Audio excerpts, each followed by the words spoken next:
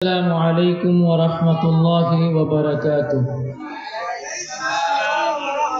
الحمد لله الذي وحده والصلاة والسلام على من لا نبي بعده.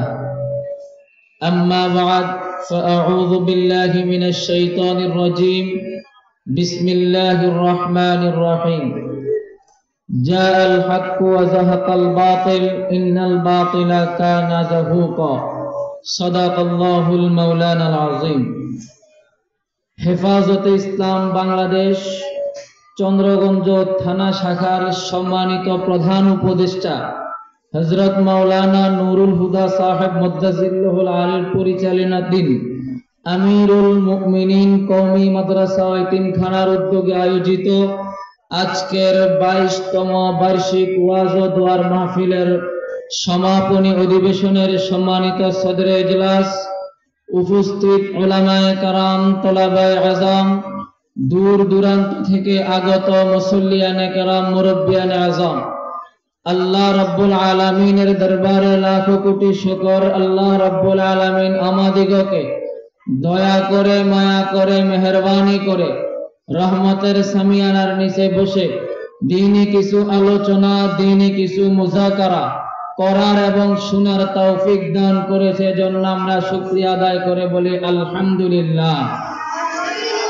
আজকের সময়ের মধ্যে বাংলাদেশে প্রান্তে প্রান্তে ওয়াজ মাহফিলগুলো আয়োজকরা যেভাবে স্বাধীনভাবে আয়োজন করার সুযোগ পাচ্ছে, আজ থেকে কয়েক মাস পূর্বেও দেশের প্রান্তে প্রান্তে এমন স্বাধীনভাবে ওয়াজের আলোচনা আয়োজন করার কোনো সুযোগ ছিল না। আজকে থেকে কয়েক মাস আগের অবস্থাটা এমন ছিল, একটা মাহফিল কমিটি একটা বয়ানের আয়োজন করবে, একটা আলোচনার আয়োজন করবে, একটা মাহফিলের আয়োজন করবে, হাজারবার পরামর্শ করতে হতো, বারবার বসতে হতো, বারবার বৈঠক করতে হতো, কোন বক্তাকে দাওয়াত দেব চিন্তা করতে হতো, কোন বক্তাকে দাওয়াত দিলে আবার প্রশাসন এসে প্রোগ্রাম বন্ধ করে দেয়, কোন বক্তাকে দাওয়াত দিলে আবার পুলিশ এসে স্টেজ ভেঙে ফেলে, কোন বক্তাকে দাওয়াত দিলে আবার পাশের চেয়ারে বসে থাকা সভাপতির চান্দি গরম হয়ে যায়, কোন বক্তাকে দাওয়াত দিলে আবার ওই যে এলাকার পার্টি নেতারা আইসা সামনে থেকে মাইক কেড়ে নেয়। এমন হাজারো পেরেশানির মধ্যে দিয়ে একটা মাহফিল আয়োজন করতে হতো। আলোচক যারা ছিল, ওয়াইজ যারা ছিল, প্রান্তে প্রান্তে ঘুরে যারা দিনের কথা বলতো, তাদেরও কথা বলার সময় হাজারো বার চিন্তা করতে হতো, আজকে আমি এখানে বয়ান করার পরে বাড়ি পর্যন্ত নিরাপদে পৌঁছাতে পারবো কিনা, স্টেজ থেকে নামার পরে আমি বাড়ি পর্যন্ত যেতে পারবো কিনা, নাকি আবার পথে আক্রমণের শিকার হতে হয়, নাকি আবার আমাকে জেলখানার মধ্যে নিয়ে ঢুকিয়ে দেওয়া হয়। এমনও হাজারো প্রশ্ন ওয়াইজদের মাথার মধ্যে ঘুরপাক খেত। বাংলাদেশের ইতিহাস এমন আছে, বহু আলেম স্টেজে বয়ান করে বাড়ি পর্যন্ত পৌঁছা লাগে নাই, চলে যেতে হয়েছে লাল দালান তথা জেলখানা। এতদিন পর্যন্ত এদেশের শ্রোতারাও তৃপ্তি ভরে আলোচনা শোনার মতো কোনো সুযোগ পায় নাই। কেন এতদিন আয়োজকরা স্বাধীনভাবে আলোচনা, স্বাধীনভাবে কেন এতদিন আয়োজকরা আয়োজন করতে পারে নাই? স্বাধীনভাবে কেন এতদিন পর্যন্ত আলোচকরা আলোচনা করতে পারে নাই? স্বাধীনভাবে তৃপ্তি ভরে কেন শ্রোতারা আলোচনা শুনতে পারে নাই? কারণ বিগত 16 বছর পর্যন্ত আমাদের মাথার উপর এক জালেম শাসক বসেছিল। জুলুম এমন মারাত্মক একটা অপরাধ। পৃথিবীতে দুইটা অপরাধ এমন আছে, এই দুইটা অপরাধ যেই করুক না কেন, সে যত বড় শক্তিশালী হোক না কেন, যত বড় সংগঠনই হোক না কেন, যত বড় দলই হোক না কেন, এই দুইটা অপরাধ করার পরে শান্তিতে পৃথিবীতে বাস করতে পারে না। দুনিয়া থেকে যাওয়ার আগে এই দুই অপরাধের শাস্তি তাকে পেতে হয়। 1 নম্বর অপরাধের নাম জুলুম, 2 নম্বর অপরাধের নাম অহংকার। ফেরাউনের দিকে দেখেন, ফেরাউনের হাজারো অপরাধ ছিল, দুইটা অপরাধ মৌলিক, জুলুম, অহংকার। কেমন জুলুম ছিল ফেরাউনের আমলে?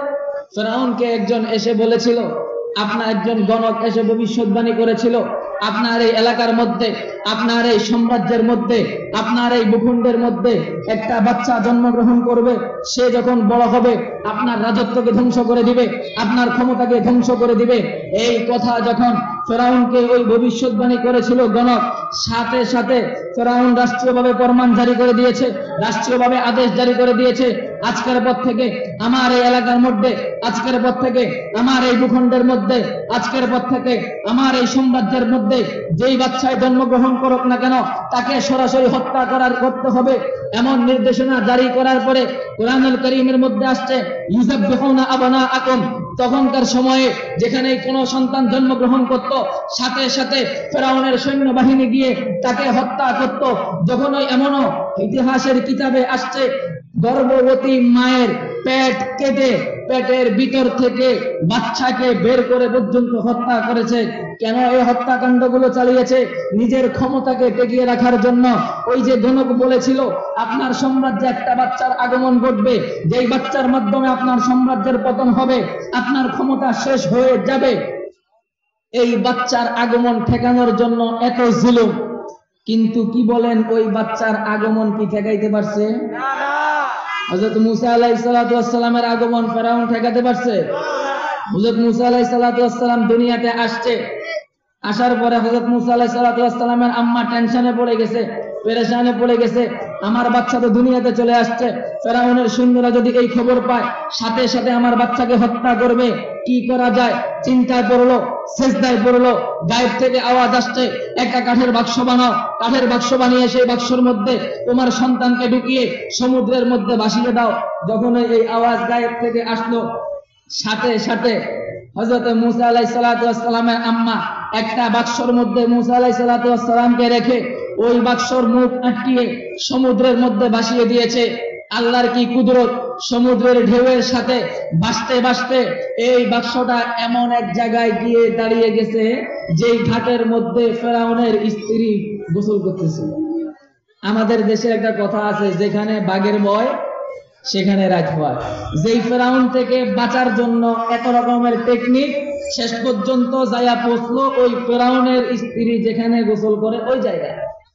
ফেরাউনের স্ত্রী ছিল নিঃসন্তান, দীর্ঘদিন পর্যন্ত বাচ্চার সাথে সংসার তো করে ঠিক, কিন্তু সেখানে তাদের কোনো সন্তান ছিল না। যার কারণে ফেরাউনের স্ত্রী যখন এই বাচ্চাটাকে দেখছে সাথে সাথে চিন্তা করলো, আমি একটু যাই, বাচ্চার থেকে যদি পারমিশন নিতে পারি, এটাকে একটু আমি লালন পালন করব। নিয়ে গেল, বাচ্চার কাছে যায়, গেল, বাচ্চা সাহেব দীর্ঘদিন পর্যন্ত আপনার সাথে ঘর করি, দীর্ঘদিন পর্যন্ত আপনার সাথে সংসার করি, আমাদের ঘরে আমাদের সংসারে তো কোনো বাচ্চা তো এখনো জন্মগ্রহণ করে নাই। আজকে আমি গোসল করতে গিয়া এই বাচ্চাটা পাইছি, আপনি যদি অনুমতি দেন, আপনি যদি পারমিশন দেন, এই বাচ্চাটাকে লালন পালন করতে চাই, শরমে হোক আর যেমনি হোক, বউর কথা আর ফলাইতে পারে নাই। ফেরাউন অনুমতি দিল, ঠিক আছে লালন পালন করো, সমস্যা নাই। এই অনুমোদন পাওয়ার পরে ফেরাউনের স্ত্রী হযরত মুসা আলাইহিস সালাতু ওয়াস সালামকে লালন পালন করতে লাগলেন। একসময় মুসা আলাইহিস সালাতু ওয়াস সালাম বড় হলো, বড় হওয়ার পরে হযরত মুসা আলাইহিস সালাতু ওয়াস সালামের উপর নবুয়ত আসলো, নবুয়তের দাওয়াত দিতে লাগলো, লা ইলাহা ইল্লাল্লাহ মুসা কালিমুল্লাহ, একজন দুইজন করে করে এই দাওয়াত দিতে দিতে এক সময় আসলো ফেরাউনের পালা। ফেরাউনকে গিয়ে দাওয়াত দিল, লা ইলাহা ইল্লাল্লাহ মুসা কালিমুল্লাহ, আল্লাহর উপর ঈমান আনো। তখন ফেরাউন বলল, আমি আবার কোন খোদার উপর ঈমান আনবো? আমি আবার কোন আল্লাহর উপর ঈমান আনবো? আমি আবার কোন রবের উপর ঈমান আনবো? আনা রব্বুকুমুল আলা, আমি তো সবচেয়ে বড় প্রভু, আমি তো সবচেয়ে বড় রব। কি পরিমাণ অহংকার, কি পরিমাণ অহংকার! আনা রব্বুকুমুল আলা, আমি তো বড় প্রভু, আমার চাইতে শক্তিশালী এখানে কে আছে? আমি আবার কার উপর ঈমান আনবো? দাম্ভিকতা, অহংকারের চূড়ান্ত পর্যায়। অপরাধ কয়টা? এক নম্বর জুলুম, হাজার হাজার বাচ্চাকে হত্যা করছে। দুই নম্বর অহংকার, দাম্ভিকের সুরে বলছে আনা রব্বুকুমুল আলা, আমি আবার কার রবের উপর ঈমান আনবো। পরিণতি কি হয়েছে? নীল নদের মধ্যে পড়ে মরতে হয়েছে। সাম্প্রতিক সময়ে আমাদের দেশ থেকে যারা ধাওয়া খাইয়া পালাইছে, বিগত 16 বছরের তাদের আমলনামা দেখলে হাজারো অপরাধের মধ্যে কমন দুইটা অপরাধ, এক নম্বর অহংকার, দুই নম্বর জুলুম। আপনি দেখেন অহংকার কি পরিমাণ ছিল। কি চূড়ান্ত পর্যায়ের অহংকার ছিল, আমরা শেখের বেটি, পালাই না, এই সেই, আমাদেরকে ক্ষমতা থেকে কে সরাবে, আগামী 100 বছর আমরাই তো আছি, আমাদেরকে টাকা দেওয়ার মতো এই দেশে কে আছে।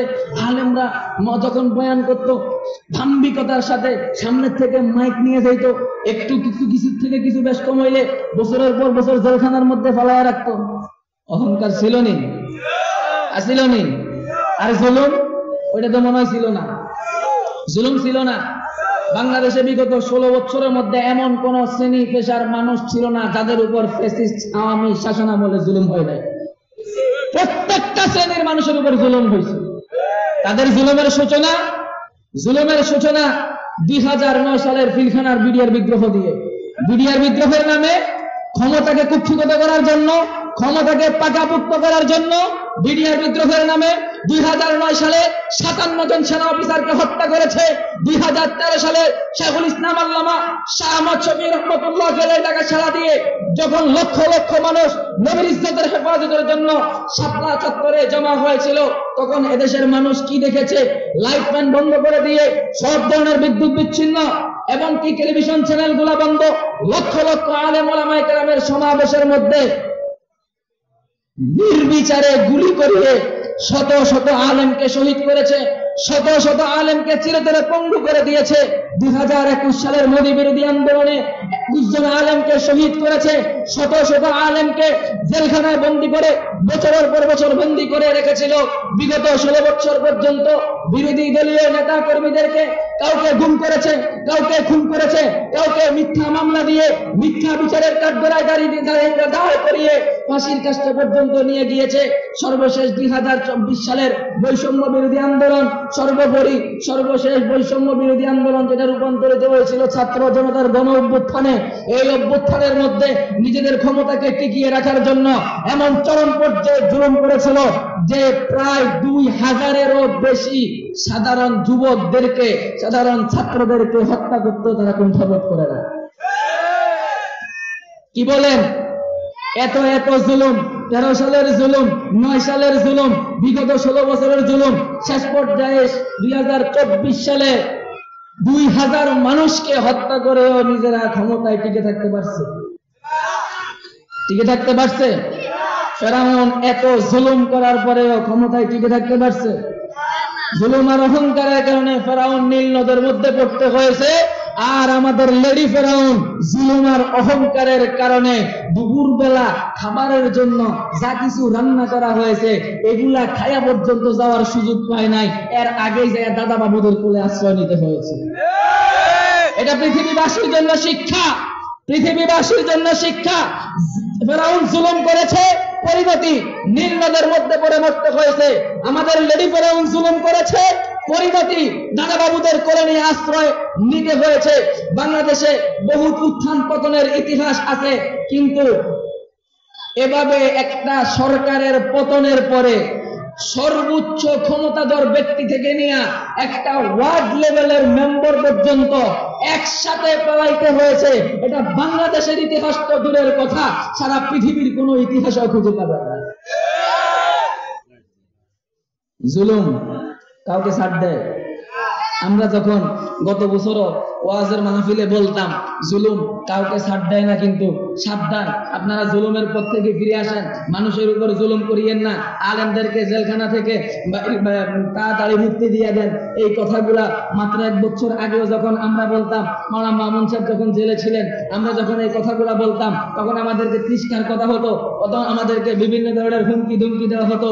বলতো হুজুর একবার জেলে গেছেন, বাইরে করে দিছি, ছাইরা দিছি, যা শুরু করছেন এখন আবার যদি নি, কিন্তু সাবধান, সহজে বাইরে হইতে পারবেন না, কথাবার্তা হিসাব নিকাশ কইরা বইলেন। হাজার রকমের ধমকি আমাদেরকে দেওয়া হইতো, কিন্তু আলহামদুলিল্লাহ এদেশের ওলামায়ে কেরাম কেউ কি তাদের জুলুমের ভয়ে মুখ বন্ধ রাখছে? আমি তো দেখছি জেলখানার মধ্যে যাদেরকে ঢুকাইছে, জেলে যাওয়ার আগে ঠান্ডা থাকলো, বাইরে হওয়ার পরে গরম। জুলুম আমার অপরাধ আমরা বলতাম, গত বছরও বলছি, কিন্তু আমাদের কথা বিশ্বাস করে নাই, এখনো বলতেছি।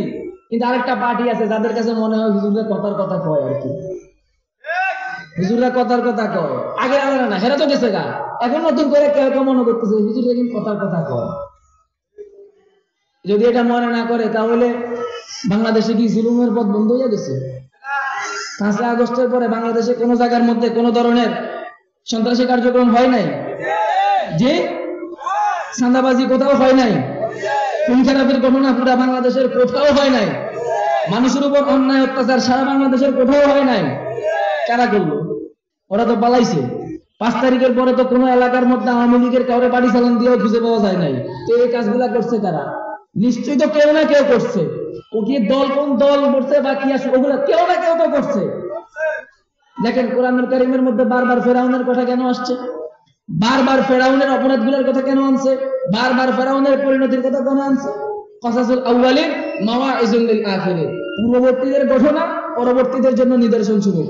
বারবার সেগুলো আনছে মানুষকে সংশোধন করার জন্য, মানুষকে শিক্ষা দেওয়ার জন্য, মানুষ যাতে শিক্ষা নেয়। কিন্তু দুঃখ আর পরিতাপের বিষয়, মানুষ শিক্ষা নেয় না। মানুষ যদি শিক্ষা নিত, ফেরাউনের এই উপমা যথেষ্ট ছিল, মানুষ জুলুমের পথে এখতিয়ার করতো না। কিন্তু ফেরাউনের এই উপমা সামনে থাকার পরেও মানুষ জুলুমের পথে হাঁটছে। মানুষ যদি শিক্ষা নিত, তাহলে শেখ হাসিনার এই নির্মম পরিণতির পরে জুলুমের পথে পা বাড়ানোর, হাত বাড়ানোর কারো কোনো সুযোগ ছিল না। কিন্তু দুঃখজনক বিষয় হলো তারা চলে গেছে ঠিক, কিন্তু এখনো এই দেশ থেকে জুলুম বিতাড়িত হয় না।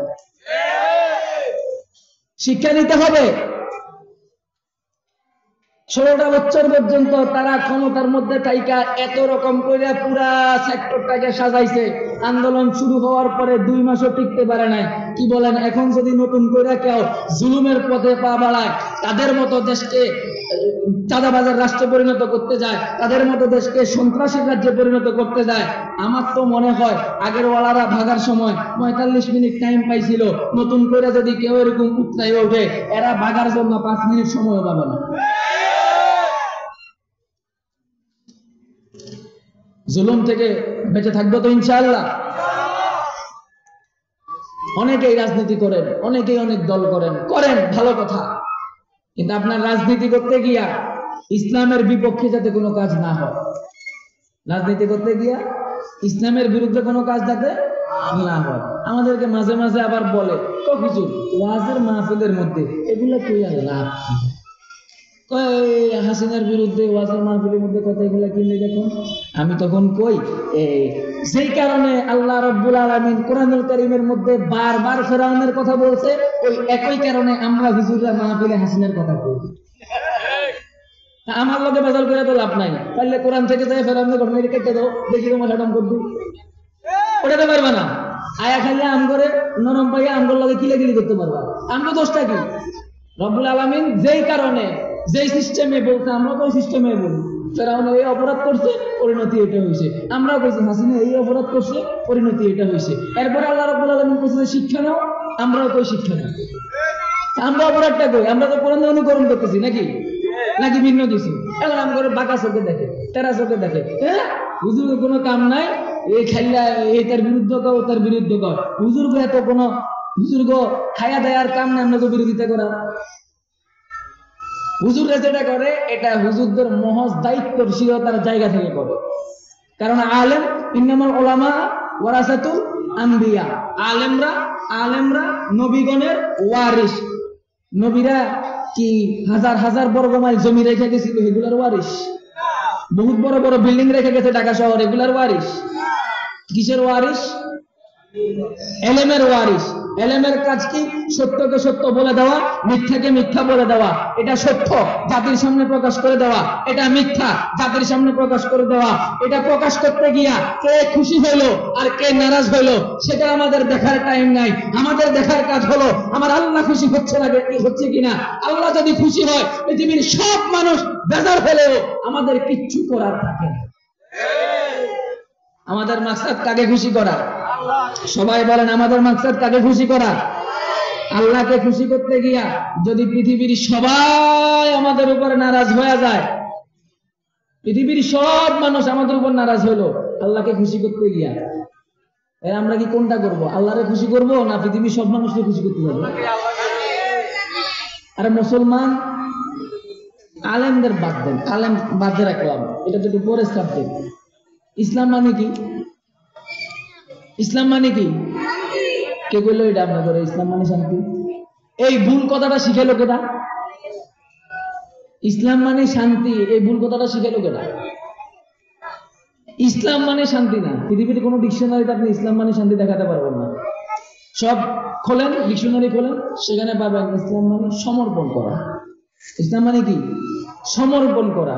আমরা মুসলমান মানে, আমরা ইসলাম ধর্মের অনুসরণ, আমরা আমাদেরকে সম্পূর্ণ আল্লাহর বিধানের উপর সমর্পণ করে দিচ্ছি। এটা হলো ইসলাম। আল্লাহ যা করতে বলছে তা করব, যা করতে নিষেধ করছে তা করব না। আল্লাহ যেটাই খুশি হয় সেটা করব, আল্লাহ যেটা বেজার হয় সেটা করব না। এই কথার উপর আসতে পারলেই না আমি মুসলমান। এই কথার উপর যদি আমি আসতে না পারি, আমি যদি কথা বলার সময়, আমি যদি কাজ করার সময় আল্লাহ খুশি হয়েছে না বেজার হয়েছে সেটা না চিন্তা কইরা, আমার নেতা খুশি হয়েছে না নেত্রী খুশি হয়েছে, নেতা বেজার হয়েছে না নেত্রী বেজার হয়েছে, ওইটার দিকে চিন্তা করলে হইব? এই জন্য হুজুররা সবসময়, আমি কই মাঝে মাঝে যে হুজুররা সবসময় বিরোধী দল। হুজুররা কি সবসময় বিরোধী দল? এটা সরকারি দল না, এটা বিরোধী দল। কারণ কি জানেননি? যেই ক্ষমতার মধ্যে বসে না, ক্ষমতার মধ্যে বসলে 2-4 দিন পরে ওই গেডির মধ্যে, গেডিটা ঘাটটা একটু মোটা হয়ে যায়, ঘাটটা একটু মোটা হয়ে যায়। ওই বিদেশিদের পা চারটে, কেউ ইন্ডিয়ার পা চারটে, কেউ আমেরিকার পা চারটে, মোটামুটি একটা ভালো অবস্থানে জায়গা। তখন আইএম কুচকুচ, মানে আমার থেকে আর বালাকে আছে, আমার আবার কে কি করবো, বুঝলেন? একটা ভাব চলে আসে। তখন ভাব যখন চলে আসে না, তখন এগুলো সাইজ করার লেগে মোল্লা করে লাগে। এজন্য মোল্লারা সবসময় বিরোধী দল। আওয়ামী লীগ ক্ষমতায় কোন অপকর্ম সামনে আসছে, দেখবেন সবার আগে কথা বলছে মৌলবী। বিএনপি ক্ষমতায় কোন সমস্যা, কোন অপকর্ম করছে, সবার আগে কথা বলে মৌলবী। এই অন্তর্বর্তীকালীন সরকার এখন ক্ষমতায়, মাঝখান দিয়ে তারা কিছু ঝামেলা করছিল, শিক্ষা কমিশন করছিল, একটু ঝামেলা করছিল, সবার আগে কথা বলছে মৌলবী। মৌলবীরও কাম হয়েছে এটা, যে এটা সত্য এটা মিথ্যা জাতিকে দেখাইয়া দেওয়া, জাতিকে দেখাইয়া দেওয়া, বলে দেওয়া, সতর্ক করে দেওয়া। আর সতর্ক করে দেওয়ার পরেও আমরা সতর্ক করব, এটা আমাদের দায়িত্ব। তবে জোর করে মানানো আমাদের দায়িত্ব না। আমরা সতর্ক করার পরে, আমরা পূর্বের ইতিহাস দেখছি, আমরা সতর্ক করার পরে যারা আলেমদের কথা মানিয়া সেই অপকর্ম থেকে ফিরে আসছে তারা বাঁচিয়ে গেছে। আর যারাই নাকি আলেমদের সতর্ক করার পরেও আলেমদের কথাকে অগ্রাহ্য করে, আলেমদের কথাকে অবমূল্যায়ন করে তার নিজের গতিতে সেই জুলুমের পথের মধ্যে চলছে, নিজের ক্যাটাগরিতে চলছে, তারাই ধ্বংস হয়েছে। এত করে বললাম। একবার আল্লামা আহমদ শফী রহমতুল্লাহ আলাইহি থেকে বলা শুরু হয়েছে।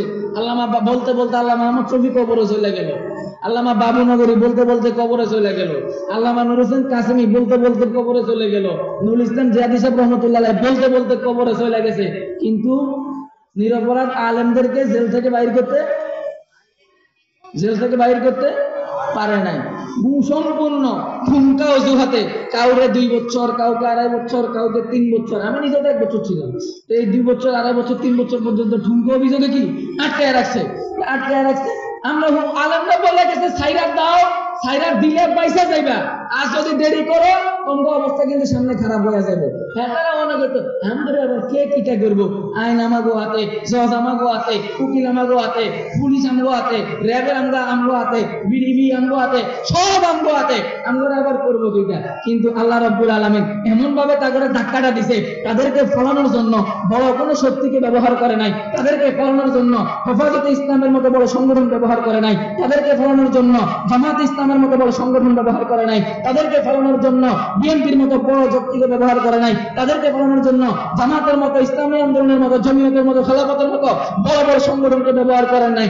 নমরুদকে যেমন সাধারণ একটা ল্যাংড়া মশা দিয়ে সাইজ করে দিছে, এদেরকে সাইজ করতে বড় বড় শক্তিকে ব্যবহার না কইরা সাধারণ স্কুল কলেজ আর মাদ্রাসার ছাত্রদেরকে দিয়ে সাইজ করে দিছে। জালিম যত বড়, অপরাধ যত বড়, জুলুম যত বড়, রব্বুল আলামিন তারে তত ছোট জিনিস দিয়া সাইজ করে। নমরুদরে কেমনে সাইজ করছে ঘটনা জানেন না? নমরুদ কয় ইব্রাহিম তোমার লগে কোনো কাম নাই, সরাসরি তোমার আল্লাহর লগে যুদ্ধ করো। ইব্রাহিমে কয় যুদ্ধ যেহেতু আল্লাহর লগে, তা আমার তো আমার টেনশন করার কিছু নেই। যুদ্ধের দিন তারিখ ঠিক হয়েছে। এখন নমরুদে তো আইসা আগের থেকে ভালো জায়গার মধ্যে অবস্থান লইছে। কোন জায়গার মধ্যে কোন পজিশনে থাকলে বিপরীত পক্ষরে সহজে ঘায়েল করা যায়।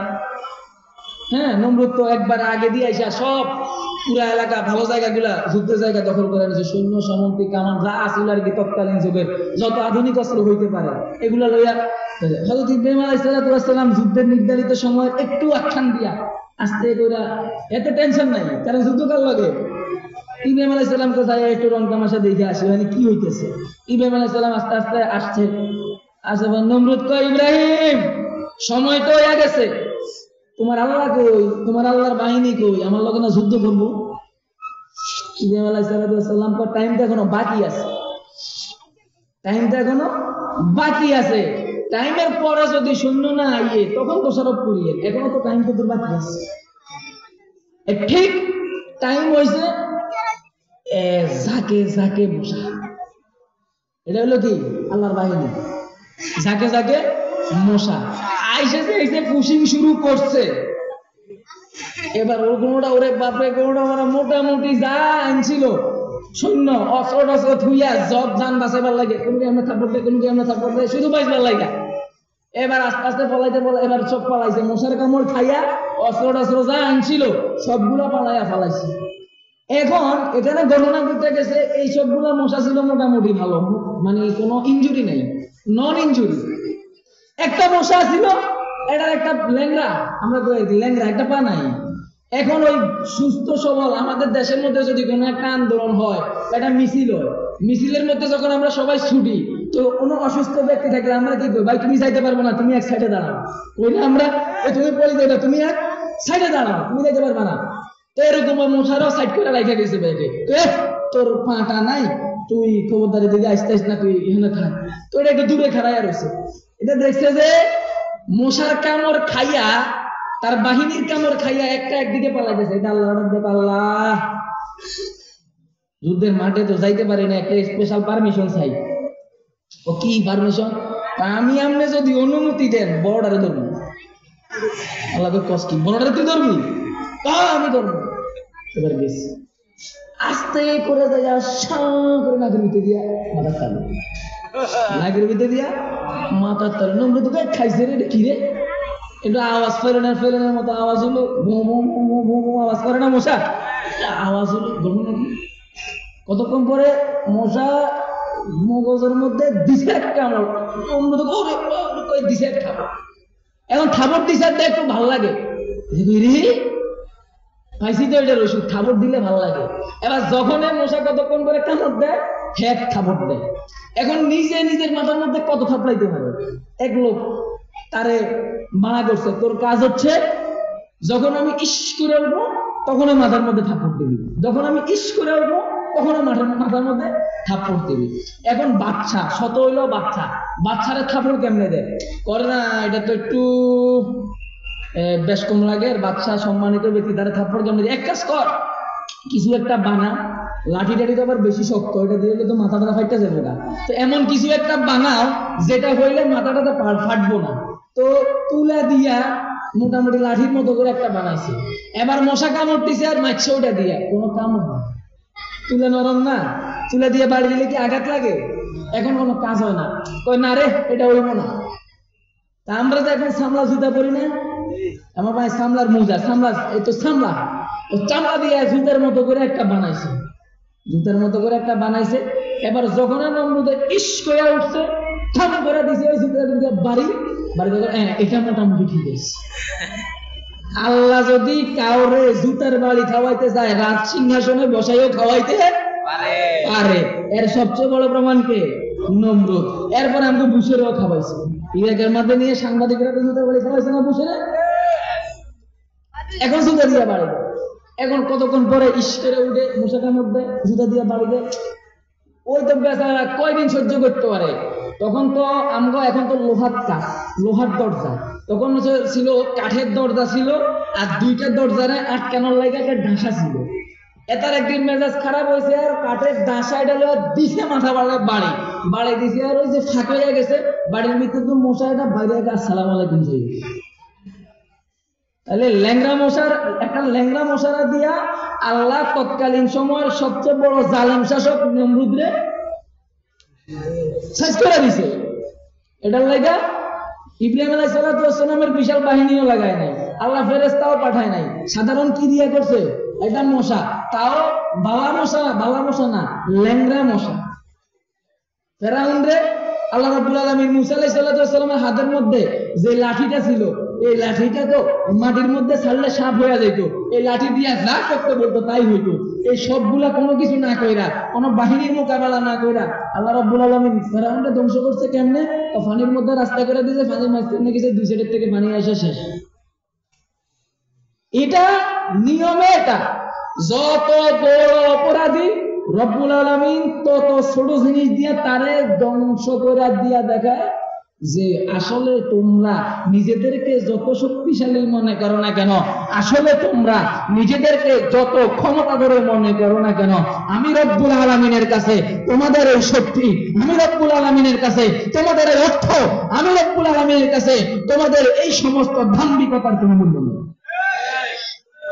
এজন্য আমগো বিতাড়িত ফ্যাসিস্ট ছিল কি করছে আল্লাহ, বহুত বড় কোন দল দিয়া সাইজ করে নাই, আওয়ামী লীগ বিএনপি দিয়েও সাইজ করে নাই, তারপরে আপনার হেফাজতের মতো বড় সংগঠন এটা দিয়েও সাইজ করে নাই, সাধারণ কি দিয়া, স্কুল কলেজ ইউনিভার্সিটির ছাত্রদেরকে দিয়া, পাশে সাথে মাদ্রাসার ছাত্ররা অ্যাড হয়েছে।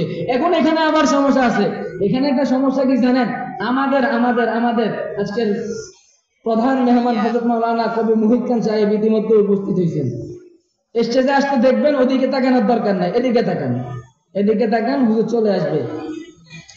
তো এই এখন আবার একটা ঝামেলা, 1971 সালের স্বাধীনতা সংগ্রামের পরে আমরা দেখছি যে আলেমদেরকে স্বাধীনতার অপশক্তি হিসেবে, স্বাধীনতার বিরোধী শক্তি হিসেবে দাঁড় করানোর একটা চক্রান্ত হয়েছে। আমরা এখন আবার একই কারবার দেখতেছি। 2024 সালের এই দ্বিতীয় স্বাধীনতা সংগ্রামের পরে আমরা দেখলাম কেউ এই স্বাধীনতা সংগ্রামের মধ্যে ওলামায়ে কেরামের যে অবদান ছিল, এই অবদানকে অস্বীকার করার চেষ্টা করতেছে।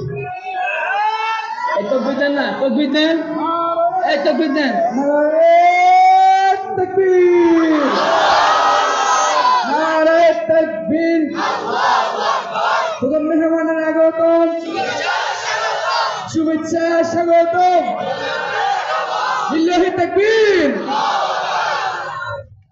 দত্তপাড়ার পক্ষ থেকে আমাদের শুভেচ্ছা। আমাদের আজকের প্রধান মেহমান বাংলাদেশের সর্ববৃহৎ অরাজনৈতিক প্ল্যাটফর্ম হেফাজতে ইসলাম বাংলাদেশের কেন্দ্রীয় তথ্য গবেষণা বিষয়ক সম্পাদক, বাংলাদেশের সর্বপ্রথম বললে ভুল হবে, একমাত্র, সর্বপ্রথম বললে বোঝা যায় যে আরো কয়েকজনে করছে, এরকম না, একমাত্র ব্যক্তি যিনি কুরআনুল কারীমের কাব্যানুবাদ করছে কবিতা আকারে যিনি পুরা কুরআনুল কারীমের তরজমা করছে, এটা আর কেউ করতে এ পর্যন্ত পারে নাই। এবং ওনার একটা সঙ্গীত ইঞ্চি ইঞ্চি মাটি, শুনছেন না আপনারা? আমরা আজকের এই মাহফিল থেকে বলবো ইঞ্চি ইঞ্চি মাটিকে বাংলাদেশের জাতীয় সঙ্গীত হিসেবে ঘোষণা করা হোক। কারণ এখন যে জাতীয় সঙ্গীত আমাদের বাংলাদেশে আছে, এটা আমাদের বাংলাদেশের কোনো কবির না, অন্য জায়গার। তা আমাদের কাছে মহিব খানের মতো কবি থাকলে, ওনার ইঞ্চি ইঞ্চি গজলের মতো এই কবিতা আমাদের কাছে থাকতে, বাইরের রাষ্ট্রের কারো থেকে জাতীয় সঙ্গীত হাওলাত করার কোনো দরকার নাই। আমাদের দাবি ইঞ্চি ইঞ্চি মাটিকে জাতীয় সঙ্গীত হিসেবে ঘোষণা করা হোক। রাজি আছেন তো এর সাথে? আল্লাহ রাব্বুল আলামিন আমাদের সবাইকে কবুল করুক। হুজুর আসছে, আমি আর কথা বলবো না। ওয়া আখিরু দাওয়ানা আলহামদুলিল্লাহি রাব্বিল আলামিন। আসসালামু আলাইকুম ওয়া রাহমাতুল্লাহ।